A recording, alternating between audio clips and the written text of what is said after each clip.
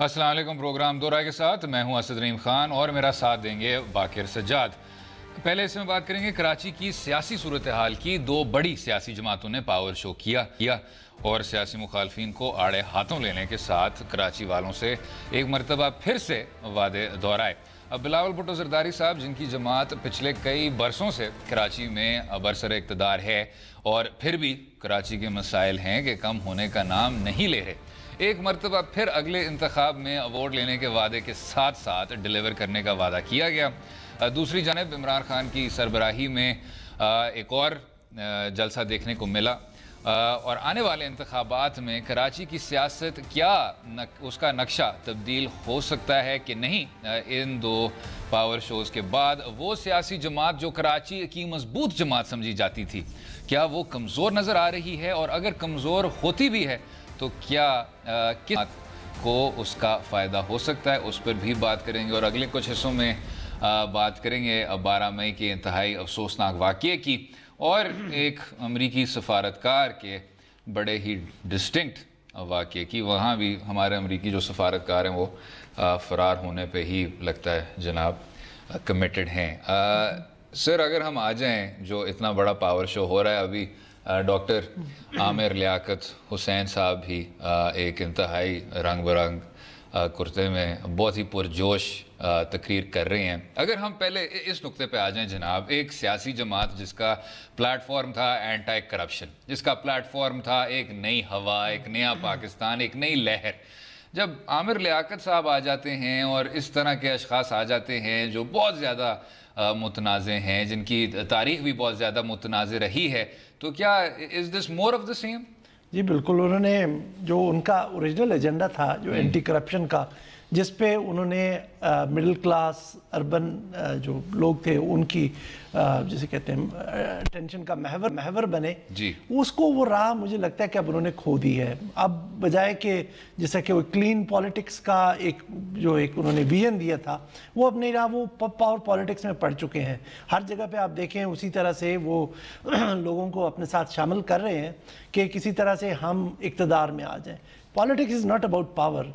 आप लोगों को सर्व करने के लिए भी करते हैं, लोगों की आवाज़ भी बनते हैं। सही बात है। आप सिर्फ अगर अपना मंशा ये बना ले कि आपने इक़्तिदार हासिल करना है, तो फिर ये नेगेटिव टैक्टिक्स पे आपको उतर आते हैं, वो जो हम अब हर सियासी जमात को देखते हैं। आपको अल्टीमेटली जब आप लोगों को सर्व करेंगे, लोगों की कॉजेज़ को, जो इश्यूज़ हैं, ग्रीवेंसेस हैं, उनको एड्रेस करेंगे, तो लोग आपको वोट देंगे, आपको उनका एतमाद मिलेगा। लेकिन यहाँ पे एक जिस तरह का हमें इनको भी थोड़ा सा जिसे कहते हैं एक देना चाहिए कि यहाँ पे एक इस तरह का एटमॉस्फेयर है कि जहाँ पर आप शायद पॉजिटिवली प्रोग्रेस नहीं कर सके। खान साहब, अब देखिए 22 साल लोग हैं तकरीबन अपने सियासत के मैदान में और इक़्तिदार में नहीं आ सके। और जैसे हमने एक पहले शो में बात की थी, ये एक लॉन्गेस्ट ड्यूरेशन है किसी पार्टी के लिए कि वो जाके स्ट्रगल कर रही है कि अपनी स्पेस बना ले। तो उन्होंने भी अल्टीमेटली फील किया कि जी वो तो जो था हमारा रास्ता शायद वो मुनासिब नहीं था, और हम अब कुछ लोगों को अपने साथ लें और करें। मैं खान साहब से एक दफ़ा बात हो रही थी एक प्राइवेट कैपेसिटी में भी, तो मैं उनको एट्रीब्यूट नहीं कर रहा, लेकिन उन्होंने मतलब जिसका थोड़ा सा जिस कुछ इस तरह से था कि अगर मैं इस तरह के लोगों को साथ ना लूं, तो जो अच्छे लोग होते हैं वो उनमें इतनी जान नहीं होती कि जाके जब मुश्किल आती है तो वो जाके खड़े हो सके। उसमें तो उनका ये भी कहना है कि 22 साल मुझे लगे क्योंकि मैंने शॉर्टकट्स नहीं ली। कहने को तो मियां साहब 1981 में वजीर खजाना बन गए थे और उसके 9 साल बाद एक और बहुत बड़ी लैटरल एंट्री जो असलम बेग और असद दुरानी और ब्रिगेडियर इम्तियाज बिल्ला के एक पैसों का नहर था, उस पर वो फिर उनकी कश्ती वजीर आजम के ओहदे के हल्फ तक पहुंच पाई। तो वो कहना ये चाह रहे हैं कि जी मैं I went through the line of fire और बहुत ही मुश्किल सा सफ़र था मेरा, इंतहाई कशीदा, जिसके बाद मैं फिर इधर पहुंच पाया हूँ। लेकिन सर, कराची पे वापस आके अगर वापस आ जाएं, उस पे पाकिस्तान तहरीक इंसाफ के वाइस चेयरमैन साहब फरमा रहे हैं कि कराची की शक्ल बिगाड़ने में पाकिस्तान पीपल्स पार्टी और मुत्तहिदा कौमी मूवमेंट का बराबर उन्होंने हिस्सा डाला है। तो यही जो आपने अभी बात की थी, यही कि एक तरह की मनफी सियासत है। क्या पीटीआई को अब आगे बढ़ के کہنا چاہیے کہ جی یہ ہماری بصیرت ہے اس شہر کے لیے. بہت دیر سے ہو رہا ہے خوف کی فضا, ایم کیو ایم اور کرپٹ ایک وہ ٹولہ ہے پیپلز پارٹی, کیا وہ ایک بل آف گڈ دے سکتے ہیں یہ ہمارا منشور ہے کراچی کو بہتر کرنے کے لیے؟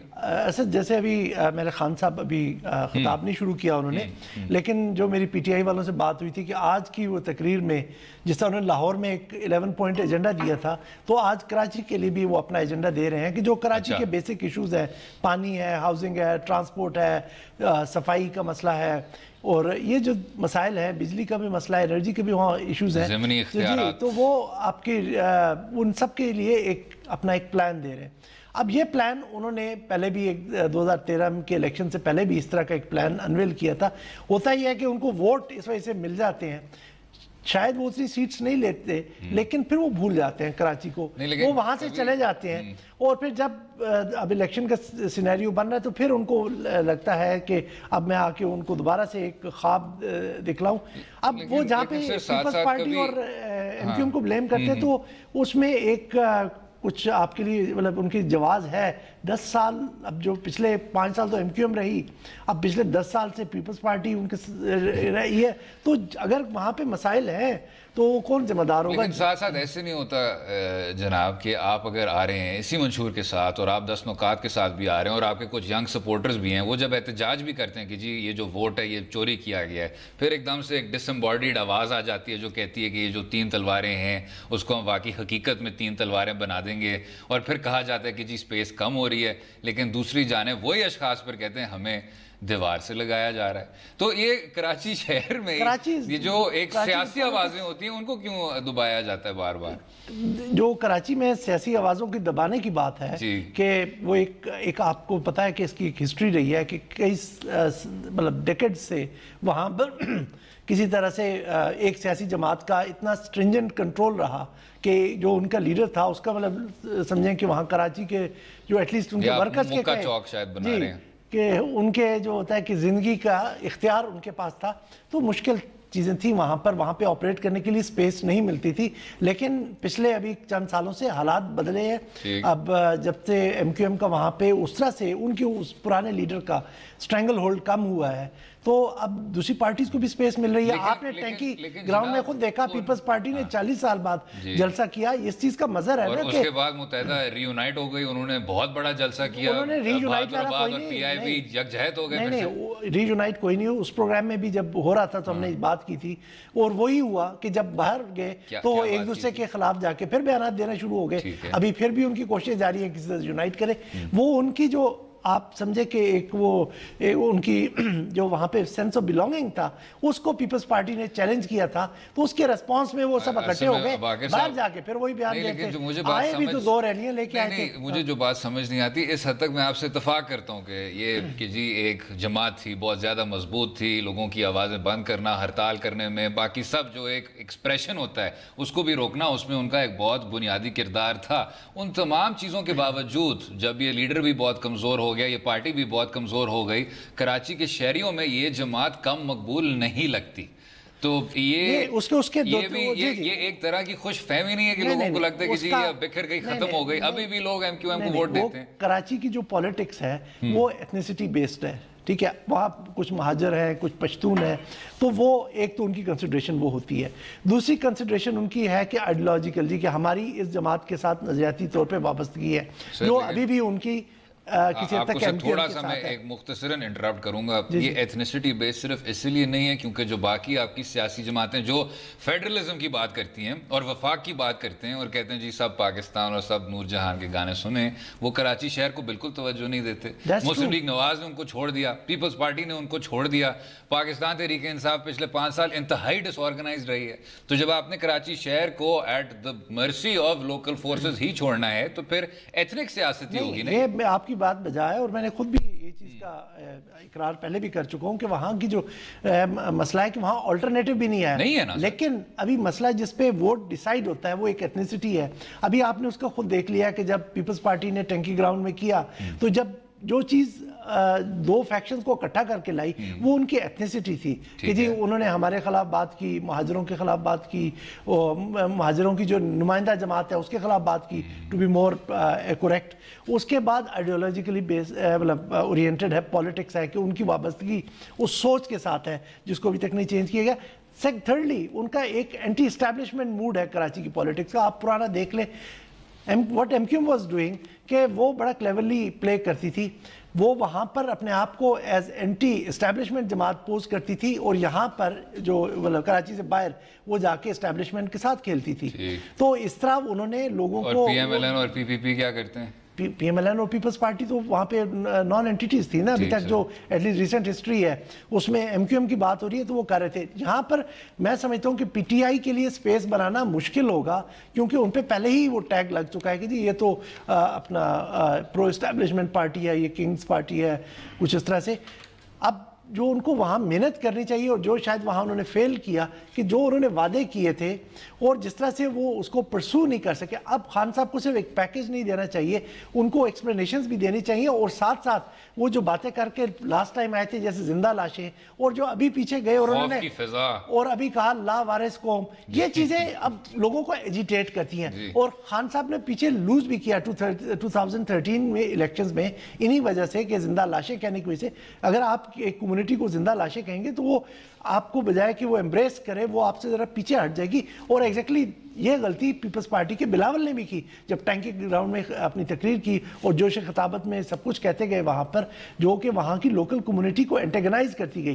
یہ چیزیں خان صاحب کو ٹھیک کرنی پڑیں گی اگر انہوں نے کراچی میں اپنے قدم جمانے ہیں. اگرچہ بلاول صاحب تو ان کو کہتے ہیں کہ یہ ایم کیو ایم 2 ہے, لیکن پھر بھی میں سمجھتا ہوں کہ ان کے لیے کافی بڑا چیلنج ہے.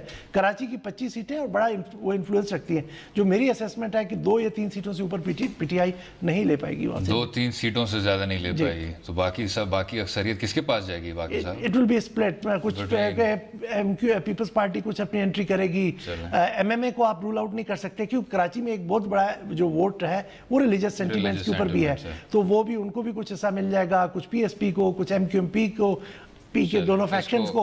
سو it would be a split. اس کو آئندہ کی ایک پریڈکشن کے طور پہ ذرا سیو کر لیتے ہیں اور پھر چلائیں گے. امید ہے کہ ہم اس کو چلائیں گے.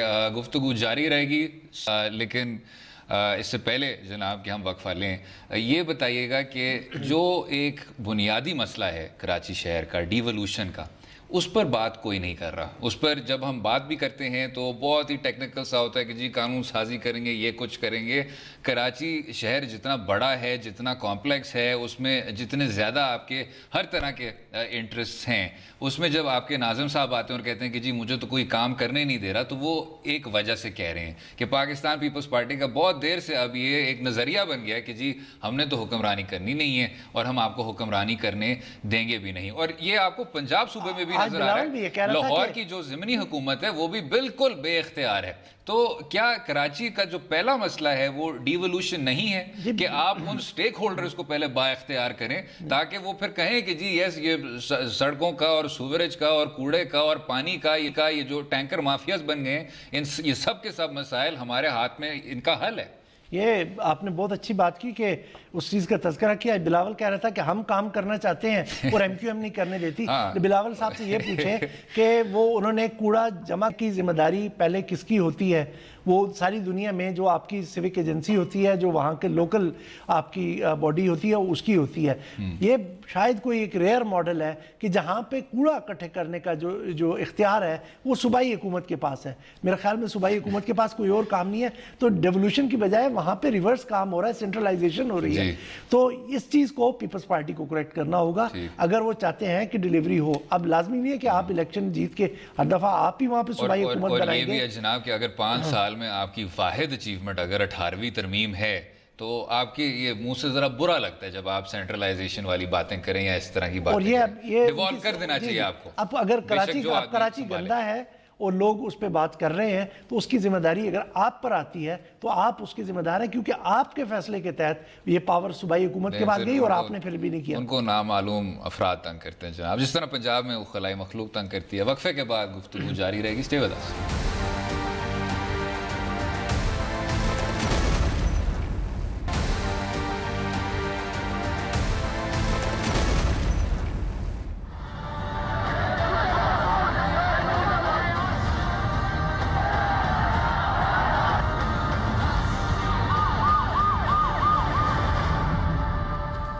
Welcome back to Do Raaye. اس حصے میں 12 مئی کے افسوسناک سانحہ کی بات کریں گے جس کو آج 11 سال گزر گئے. اتنا عرصہ گزرنے کے باوجود بھی آج صورتحال یہ ہے کہ 50 افراد کے قاتل قانون کی گرفت سے دور ہیں. اب ہر سال ان کی برسی پر ایک یاد تازہ تو کی جاتی ہے، مگر انصاف کے لیے حقیقی معنوں میں ٹھوس اقدامات بالکل بھی نظر نہیں آ رہے. اب ایسا کیوں ہے کہ ملک میں کوئی بھی بڑا سانحہ ہوتا ہے تو اس کی تحقیقات سست روی کا شکار ہو جاتی ہے اور شاذ و نادر ہی ذمہ داران کا تعین سامنے آتا ہے. اب بلدیہ فیکٹری سانحہ بھی اس کی واضح مثال ہے. کیا اس کو سیاسی اثر رسوخ کی وجہ کہا جا سکتا ہے؟ یہ کچھ اور بھی اب بات کریں گے. جناب، اگر ہم 12 مئی کے سانحہ کی ذرا بات کریں کہ اس کا کانٹیکسٹ کیا تھا. ایک فوجی عامر تھے جو بہت شوق تھا ان کو مکے بنانے کا اور بلوچستان میں کہنا کہ جی ہم ادھر ماریں گے ادھر ماریں گے. کراچی شہر کو بھی وہ اتنی ہی بے دردی سے دیکھتے تھے. ان کے جو ایک اہم حامی تھے تب کی جو سیاسی جماعت متحدہ قومی موومنٹ پرویز مشرف صاحب کے ساتھ کولیشن میں تھی، ان کے کچھ لیڈران نے یہ سارا ایک آرگنائزڈ اور سسٹمیٹک طریقے سے پھر گولیاں برسائی تھیں. لائرز موومنٹ کے جو سپورٹرز بھی تھے، اس میں وکلا بھی تھے، اس میں پاکستان پیپلز پارٹی کے ورکرز بھی تھے اور 50 کے لگ بھگ اشخاص کو انہوں نے اسی طرح سے قتل کر دیا. وہ بات جناب 12 مئی 2007 کی بات ہے اور ابھی بھی 11 سال بعد ہم اس کو ڈسکس کر رہے ہیں. یا تو ہم بات کر رہے ہوتے کہ جی عدالت عظمیٰ میں ریویو پٹیشن ہے اور وہ کس طرح اس نیچ پہ پہنچ گیا، لیکن ادھر بنیادی تحقیقاتی جو کاروائیاں ہیں وہ بھی ابھی تک نہیں ہو پائیں. آپ کے بیسک ٹرائلز بھی نہیں ہوئے، کسی کو آپ نے کنوکٹ نہیں کیا. اس میں نہ صرف آپ کی استغاثہ کی فیلئر ہے لیکن آپ کی کچھ سیاسی قوتیں، کیونکہ ویسٹڈ انٹرسٹ ہیں جناب باقر صاحب. وہی لوگ جو تب تھے وہ آج بھی ایک حد تک با اختیار ہیں. تو کوئی اس چیز میں جانا نہیں چاہتا. پاکستان پیپلز پارٹی جس کی حکومت ہے سندھ میں، انہوں نے تو، اور یہ میں بہت زیادہ افسوس سے کہتا ہوں کیونکہ دسمبر 2007 کی جو ایک میموری ہے وہ میرے خیال سے ہر پاکستانی شہری کے دل میں پرنٹڈ ہے. شہید محترمہ کی انہوں نے انویسٹیگیشن کو اتنی ہاف ہارٹڈلی اس کو کنڈکٹ کیا، اس کو پروسیکیوٹ کیا کہ 12 مئی کے جو وکٹمز ہیں ان کو بھی لگتا ہے کہ شاید اسی سست روی پہ ان کو انصاف ملے. لیکن یہاں جو آپ کے کچھ انویسٹیگیٹو پروسیسز ہیں، بے شک وہ کنفیشن ہو، ابھی بھی وہ کنفیوژن ہے جی کہ ہمیں، کیونکہ وہ شخص مل گئے تھے کامران فاروق 2016 میں، ان کی کنفیشن کی بنیاد پہ یہ سب کچھ ہو سکتا ہے. انہوں نے بہت زیادہ لوگوں کو امپلیکیٹ کیا تھا. وہی والی بات آپ نے دیکھی تھی پیپلز امن کمیٹی کے لیڈران کے ساتھ، وہی بات آپ نے دیکھی تھی کچھ کلا دم جماعتوں کے ساتھ. کسی کی کنوکشن نہیں ہوئی، کسی کا پورے طور پہ استغاثہ نہیں ہوا. جب ہم کراچی شہر کی بات کرتے ہیں تو کرمنل انویسٹیگیٹو پروسیس اتنا زیادہ کمزور کیوں ہے؟ یہ اب اس کا اتنا کمپلیکیٹڈ جو ہے آنسر ہے، اس کو ذرا سمپل کر کے میں اس طرح سے بیان کرتا ہوں کہ 50 لوگوں کی 45 ہیں، 50 لوگ ہیں، جانیں قیمتی ہیں، افسوس اس پہ ہے اور ہر خون کا حساب ہونا چاہیے جو ناحق بہایا گیا. لیکن اس کا ایک پولیٹیکل اینگل بھی ہے کہ ایم کیو ایم نے وہاں جا کے آؤٹ آف دا وے جا کے اپنا کندھا استعمال کرنے کے لیے دیا اس وقت کے جن کے فوجی عامر کے آپ پرویز مشرف صاحب کی بات کر رہے ہیں، کیونکہ جو آرڈر اسلام آباد سے آیا تھا اور ایم کیو ایم اس چیز کو ایکنالج کرتی ہے کہ ہمیں کہا گیا تھا کہ کسی طرح سے افتخار چودھری صاحب کو ایئرپورٹ سے Sindh high court bar association نہیں دینا. اور یہ جو لوگ باہر سے آ رہے ہیں جو شاید انٹیریئر سندھ سے پیپلز پارٹی اور اے این پی کے اندر شہر کے اندر سے جو پشتون علاقوں سے آ رہے تھے کہ ان کو بھی روکنا ہے. اب اس کے لیے جو اب کے کرنٹ میئر ہیں وہاں پہ وسیم اختر صاحب بھی بالکل فور فرنٹ پہ تھے، وہ رول انہوں نے پلے کیا. تو یہ چیز ہے کہ اگر یہ اس چیز کا ٹرائل ہو جائے اور جیسا اصغر خان کیس کا بھی ہم ذکر کرتے رہے ہیں تو آپ کو یہ پتہ چل جائے گا کہ کون کون لوگ اپنے کندھا استعمال کرتے دیتے رہے. اور اگر ان کو سزا مل جائے تو یہ آنے والے لوگوں کے لیے بھی جو مطلب اگر کوئی بعد میں کوئی افسر اس طرح کا استعمال کرنا چاہے گا اس کے لیے بھی مثال رہے گی. اور آئندہ سیاسی جماعتیں جو اپنا کندھا دیتی ہیں کہ جس میں اس کیس میں سب کو لوگوں کو پتا ہے کہ اس میں ایم کیو ایم کا ایک رول تھا، اگرچہ ایم کیو ایم کہتی ہے ہمیں فریم کرنے کی کوشش کی گئی ہے، لیکن یہ چیز اب سامنے آنی چاہیے. لیکن اس پہ لوگ اب انگلیاں اٹھا رہے ہیں، بلکہ ہمارے پاس میرے خیال سے سارٹ بھی ہے بلاول بھٹو زرداری صاحب کا. لیکن انہوں نے آج ہی خطاب میں کہا کہ جو آپ کے کراچی کے ناظم صاحب ہیں وہ اس چیز کے ذمہ دار ہیں. نہیں لیکن وہ اس سے پہلے کہ آپ پلے کریں تو میں ایک کوشچن ذرا پٹ کر لوں کہ بھائی یہ 5 سال آپ حکومت میں تھے پچھلے, آپ کو ان کا ٹرائل شروع کرنا چاہیے کیونکہ پولیس نے انویسٹیگیشن کرنی ہے نا, وہ تو آگے بڑھائیں اس کو, آپ جا کے جو ہوتا ہے کہ جو کورٹ میں اپنے ریکارڈ پیش کریں. اس کے بعد 5 سال, اس سے پہلے 5 سال آپ فیڈرل میں اے این پی کے ساتھ کولیشن میں تھے اور اے این پی کے لوگ بھی اس میں مارے گئے, ایم کیو ایم کے بھی مارے گئے تھے. یہ سب سائڈوں پہ تقریباً ایک ایکول نمبرز میں لوگ 14 کے قریب شاید تھے جو ان کے سب کے تھے مارے گئے تھے. تو تب آپ نے کچھ نہیں کیا, آج آپ جا کے بلیم کر رہے ہیں, تو بتائیں کہ آپ نے 5 سال اس کام کے لیے کیا کیا آپ نے. بالکل ٹھیک. بات کریں گے پاکستان پیپلز پارٹی کے کردار کی بھی وقفے کے بعد. اسٹے ود اس.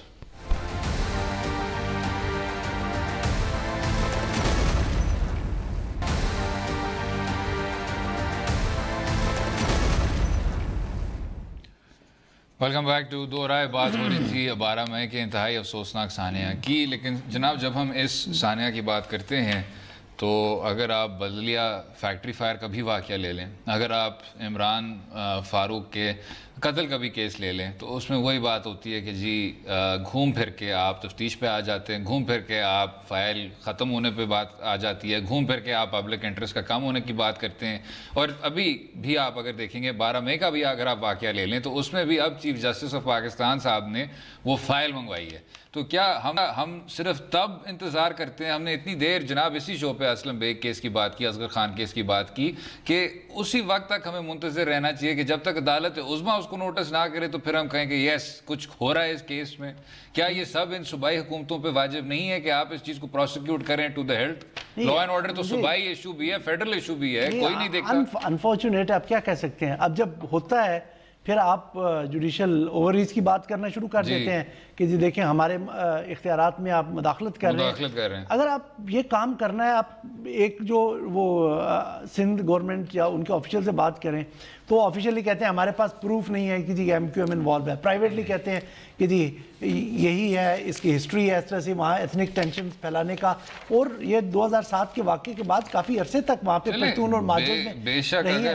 لیکن اب میں جو پوائنٹ رسد کہنا چاہتا ہوں وہ یہ ہے کہ اب پچھلے 5 سال سے یا پچھلے 3 سال سے ایٹ لیسٹ یہ انڈر پریشر تھی ایم کیو ایم. اگر پہلے انہوں نے رکوائی ہوئی تھی کسی طرح سے دھونس سے دھاندلی سے اپنی انویسٹیگیشن, وہ نہیں بڑھنے دے رہے تھے, آپ کے الائی تھے چلے اور دھونس دھاندلی کو چھوڑے, پچھلے اس سے پہلے 5 سال آپ کے الائی تھے, تو اب آپ کیوں نہیں کر پائے جب سب کچھ ان کے خلاف جا رہا تھا, ان کے اوپر طرح طرح کے پریشر تھے, وہ ٹوٹ پھوٹ گئے, ان کا جو لیڈر تھا وہ ملک سے اس کا رابطہ اس کے جو یہاں کی ایم کیو ایم سے منقطع ہو گیا. تو آپ پھر بھی پچھلے 3 سال کیوں نہیں اس پہ پروگریس کر سکے؟ یہ صرف اور صرف پولیٹیکل پارٹیز کی بھی نہیں فیلئر ہے, یہ جو باقی بھی ادارے ہیں جیسے رینجرز ہے, دوسرے ہیں جو وہاں پہ جنہوں نے کراچی کا نظم و نسق سنبھالا ہوا ہے سیکیورٹی کے اسپیکٹ کے حوالے سے, ان کو بھی جواب دہ ہونا چاہیے اس پہ. نہیں لیکن اس کے جواب دہ ہونے کے باوجود وہ تو کہتے ہیں کہ جی سارا جو سسٹم ہے وہی روٹن ہے, کیونکہ جو آپ کے یہ استغاثہ کرنے والے پروسیکیوٹر ہیں وہ بھی سیاسی اپوائنٹی ہیں, جو آپ کی تمام سندھ پولیس ہے وہ ان کی اکثریت سیاسی اپوائنٹی ہے. وہ آپ ان کی بھرتی کی بات چھوڑیں, اگر آپ یہ رینجرز والی کاروائی ہی لے لیں, وہ تو کہتے ہیں کہ جی ہم پکڑ کے ان کو لوگ دیتے جاتے ہیں, ہم تو ان کو جیل میں اندر کرتے رہتے ہیں, وہ اس کے بعد جیل کو بھی بالکل ہی ایک ریوالونگ ڈور کی طرح پھر وہ بار بار باہر آتے رہتے ہیں. تو آپ نے تو اس کو مذاق ہی بنایا ہوا ہے نا, لا اینڈ آرڈر سسٹم کو آپ نے مذاق بنایا ہوا ہے. کوئی آدمی کنوکٹ ہی نہیں ہوتا, کنوکشن ریٹ آپ کی سنگل ڈیجٹس میں ہے. لیکن آپ نے اسی سسٹم کے ساتھ کام کرنا ہے نا, اب جو کچھ ہو چکا اس کو ریفارم کرنے کے لیے کریں. اب جب انہی سیکیورٹی اداروں نے کچھ کروانا ہوتا ہے تو they get the job done. یہ جب جس چیز پہ وہ جا کے کہتے ہیں جاب ڈن بھی ویسے جناب great difference, get the job done یہ نہیں ہے ابھی جو ہمیں نظر آ رہا ہے. یہ ایک جو دوسری اب بریکنگ ہے, جو راون وار کا اب ایک دوسرا کیس رجسٹر ہو گیا ہے کہ آپ باڈیز پہ بھی وہ سارا ایویڈنس پلانٹ کر رہے ہیں. گیٹنگ دا جاب ڈن کا یہ نہیں مطلب کہ آپ ان تمام قانونی پروسیسز کو بالکل ہی سرکموینٹ کر کے پھر آپ وہی کرتے ہیں جو پھر بعد میں پتہ چلتا ہے 6 سرکموینٹ سال کرنے کی بات نہیں کر رہا ہوں, لیکن مطلب یہ جس طرح سے پریشر ڈالتے ہیں آپ بیوروکریسی پہ کہہ لیں, پولیٹیکل لیڈرشپ پہ, جب انہوں نے کوئی کام کروانا ہوتا ہے, ہم وہ ایک ضمنی طور پہ میں نے ان کی رینجرز اور سیکیورٹی والوں کی بات کی تو وہ بھی ڈال سکتے ہیں. ذمہ داری پولیٹیکل لیڈرشپ کی بنتی تھی, انہوں نے کرنا چاہیے تھا, لیکن ایڈڈ فیکٹر رینجرز کا بھی ہے, ان کی بھی یہاں رسپانسبلٹی بنتی ہے کہ جناب یہ وہ کیسز ہیں جن کو کنکلوژن تک پہنچنا ہے. لیکن وہ رینجرز تو نہیں کر سکتے. نہیں, رینجرز نہیں کر سکتے, لیکن چونکہ آپ سیکیورٹی ڈسکس کرتے ہیں, ایم کیو ایم کے بارے میں جو بھی آپریشن, جو ان کے ہٹ مین کے اوپر ساری کاروائی ہوتی رہی ہے, وہ بھی اس میں سارے انوالو تھے نا بھائی.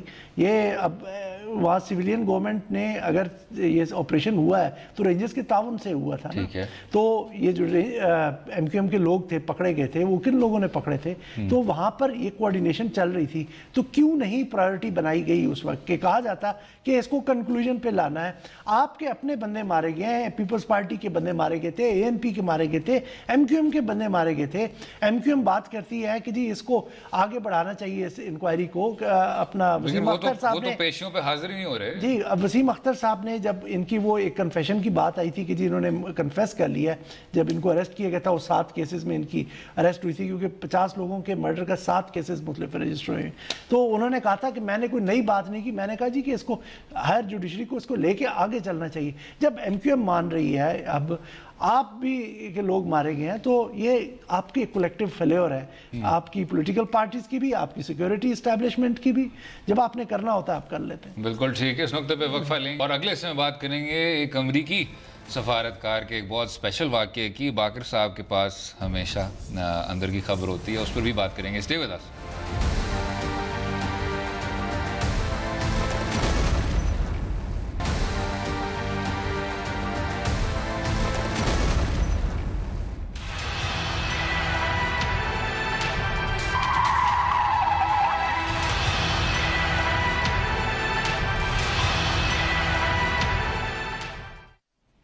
Welcome back to Do Raaye. بات کریں گے امریکی سفارتکار کرنل جوزف کی, جو آج امریکہ اڑان بھرنے کو تیار تھے, مگر ایف آئی اے کی بر وقت کارروائی کے بعد فرار ہونے میں کامیاب نہ ہو سکے.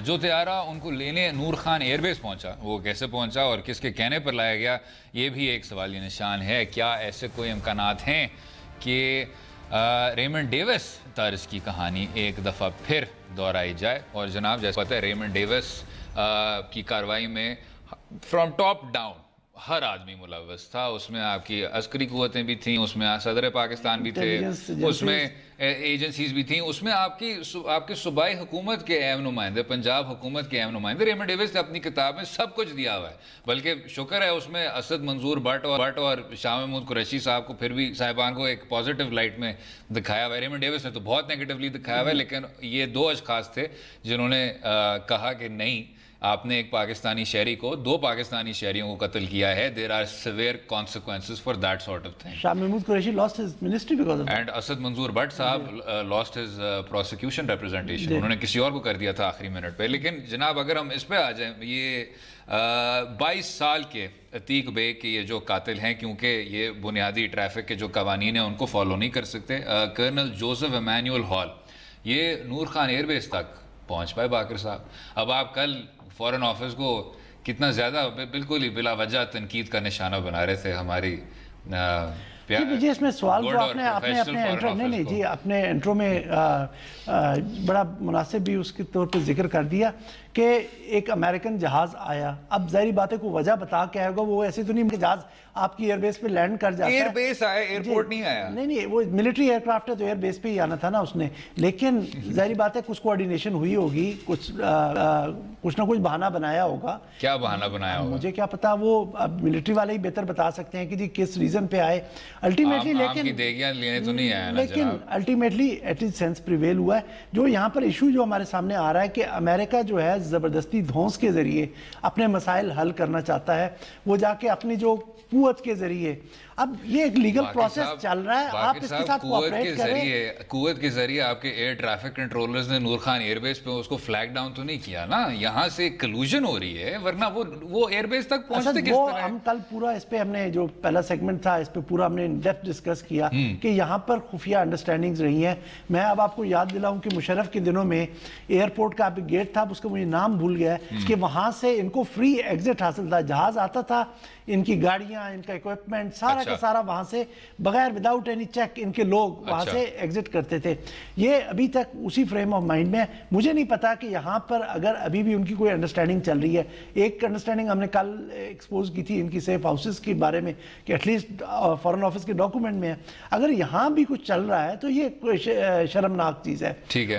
कल अभी हाईकोर्ट ने कहा है कि इनको कि गवर्नमेंट अभी डिसाइड करे कि इसको ECL पर डालना है कि नहीं डालना। साथ ही उन्होंने नोट किया कि जो वियना कन्वेंशन और डिप्लोमेटिक रिलेशंस के तहत इसको वो एब्सोल्यूट नहीं है जी, इम्यूनिटीज हासिल है, मतलब दे मेंशन कि जी इम्यूनिटीज इसको है।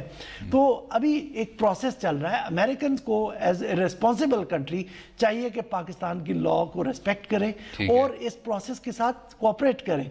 आपने पाकिस्तान ने, जो मेरी इतला है कि फॉरेन ऑफिस ने उसकी डिप्लोमेटिक इम्यूनिटी वेव करने के लिए कहा हुआ है, आप कर दें, क्योंकि ये उसका एक पर्सनल एक्शन था। किसी तरह से उसकी जो फराइज मनसबी थे उसकी अदायगी में वो जान ज़ाहिर नहीं गई है। ये उसकी गफलत की वजह से हुई है। क्लियरली आप इस वीडियो में देखें कि रेड लाइट्स ऑन थी और उसने वहां पर नहीं रोकना मुनासिब समझा और गया आगे और उन्होंने हिट किया और एक बेगुनाह शहरी मारा गया। आप इसी तरह का हम लाइसेंस डिप्लोमेटिक कम्युनिटी के अंडर नहीं दे सकते कि लाइसेंस जाकर आप हर आदमी को मारते फिरे इस तरह से। तो ये इनको हमारे रिस्पेक्ट करना चाहिए। अमेरिकन को यही आप कह सकते हैं, रिक्वेस्ट ही कर सकते हैं। नहीं, इस पे बाकी साहब मैं सिर्फ इत्तेफाक ही कर सकता हूँ। आपने तो बहुत अच्छी तरह इसको समराइज कर दिया और ये भी कि जी आप ज़रा हमारे कानून की भी उसी तरह वो कर लें जिस तरह हम आपकी कानून और बार बार हम डू मोर सुनते रहते हैं। आप भी थोड़ा सा एक छोटा सा कदम ले सकते हैं। नहीं, ये शायद ये डू मोर तो नहीं, ये तो बहुत ही बेसिक चीज़ें हम मांग रहे हैं कि जी आप ये बहुत ही बेसिक लॉज हमारे उनको थोड़ा सा रिस्पेक्ट कर दें। लेकिन इधर आखिर में जनाब, क्योंकि हम बहुत ज़्यादा अदारों की तनकीद करते हैं, इस बार मेरे ख्याल से FIA की तारीफ बनती है। अगर उन्होंने वाकई में लास्ट मिनट इस चीज़ को इंटरसेप्ट कर लिया और कर्नल जोसेफ के फरार होने को नाकाम कर दिया। और उसमें भी मेरे ख्याल में अब ये कंजेक्चर है सिर्फ कि उसमें भी आपके जो चीफ जस्टिस साहब का खौफ होगा कि कल जाके सुप्रीम कोर्ट में कौन पेशियां भुगतेगा कि जी के किसने उन्हें जाने दिया, किस तरह जाने दिया। सुप्रीम कोर्ट की भी तारीफ बनती है, FIA की भी तारीफ बनती है। ठीक हो गया। उम्मीद है आपको आज का प्रोग्राम पसंद आया होगा। मुझे और बाकिर साहब को अपनी राय से भी आगाह कीजिए ट्विटर और फेसबुक के लिंक्स के जरिए, और कल तक इजाजत दें। खुदा हाफिज।